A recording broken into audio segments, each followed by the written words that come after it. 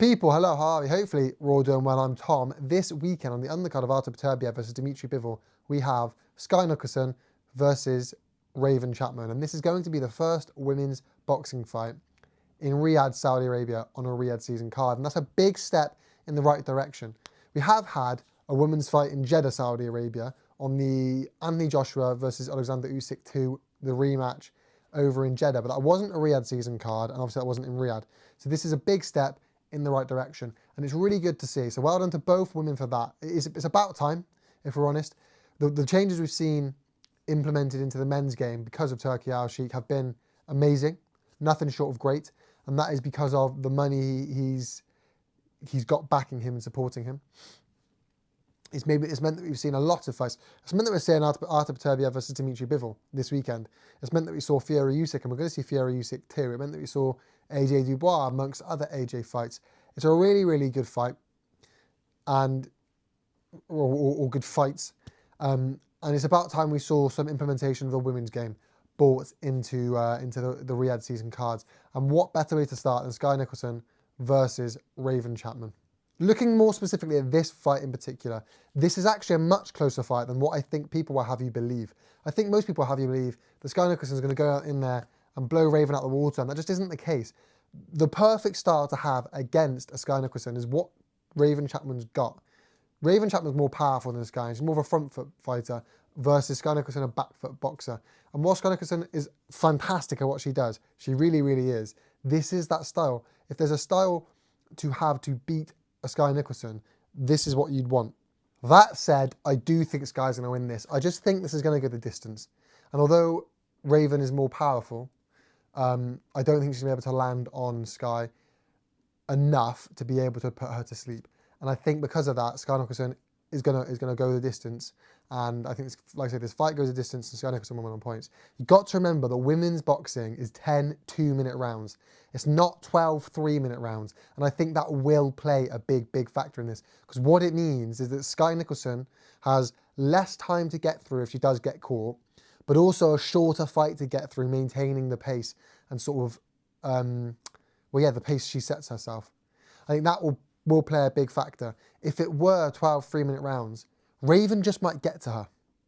But I think over 10 2 minutes, it's not quite long enough for Raven to be able to really cement enough damage to be able to get Skye out of there. And if she does clip Skye, Skye's only got like a minute and a half by the time she's clipped, maybe a minute, to just sort of weather the storm before she gets another minute break. And those 10 2-minute rounds, I think will play a big impact in this fight. And I think we're going to see Skye Nicholson get this victory, go to a points decision and get a victory. And I think we will be looking at it going, actually, if that was another minute on the end of each round, and a couple more rounds, we could have seen a different fight. We see it all the time. If this fight went on 2 or 3 more rounds, it could be a completely different result. I think it's going to be one of those where we look at it and go, if this fight went on 2 or 3 more rounds, could be 2 more rounds, could be a completely different result. And if you tacked on 1 minute on the end of these 10, we could be looking at a completely different result. But the fact of the matter is we're not. It's 10 2-minute rounds, and I think that means it will go the distance and Skye will win. And those 10 2-minute rounds are perfect for Skye. So that's why I'm going to go for a Skye Nicholson fight victory on points. But I was very tempted to go for the underdog. A lot of these fights are 50-50 fights. Artur Beterbiev versus Dimitri Bivol, 50-50. Fraser Clark, Fabio Wardley, 50-50. This one's not quite 50-50. 60-40, 65-35 in Skye Nicholson's favour. And this is probably the one that was closest going to going for the undercard. I wasn't going to go the underdog. I wasn't going to go for the underdog with Jai Pattaya versus Jack Massey. I just think Jai is just too good. Ben Whittaker will get his done quite comfortably. And Chris Eubank Jr., he will win, but he's fighting a nobody, and it's a bit of a joke, so he'll win. So the one where to go for the underdog really is this Skye Nicholson fight. And I was close to doing it because typically on most cards, you'll see an upset, typically. You'll see an upset thrown in, maybe a couple, but at least kind of one upset thrown in. And, the AJ Dubois card, I'd say Dubois was an upset.